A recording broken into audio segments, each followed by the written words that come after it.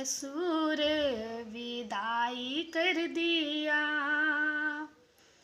ओ बाबुल कैली हम कवने कसूर विदाई कर दिया। जाई बरतिया द्वारवा पे पहुँचे, बाबू ने कीना खूब स्वागत। आई बरतिया द्वारवा पे पहुँचे, बाबू ने कीना खूब स्वागत। कोई न पूछे बाबुल के दिल से, कीनी का है विदाई। ओ बाबुल कैली हम कवने कसूर जुदाई दे दिया।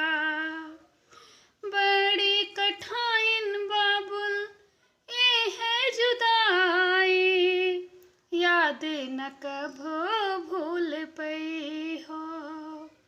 बड़ी कठिन बाबुल तोहरी जुदाई, याद न कभो भूल पई हो। ओ बाबुल कैली हम कवने कसूर विदाई कर दिया। जब दुल्हवा बेदिया पे बैठे, माई तो हाथ जोड़े रोवे।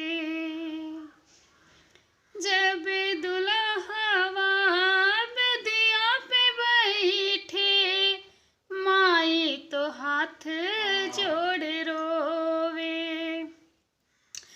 गुड़िया के ऐसन लाल पाला है मैंने, करेजे का टुकड़ा दई दीना।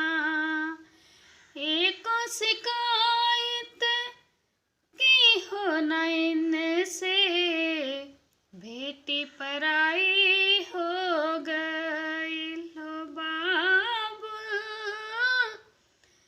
कैली हम कवने कसूर विदाई कर दिया। जब बरतिया सजन घर पहुँचे, माई ने कीना खूब स्वागत।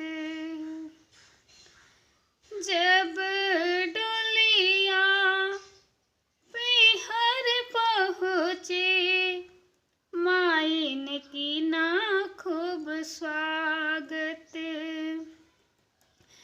सास ननद मिल आरती उतारे, एको न मन माँ को भावे।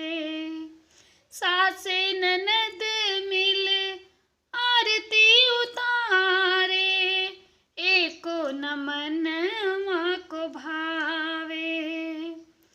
आपन माई हम छोड़ के औली, छोड़ेली छोट का बिरनवा। ओ बाबू कैली हम कवने कसूर विदाई कर दिया। बेटी का जन्म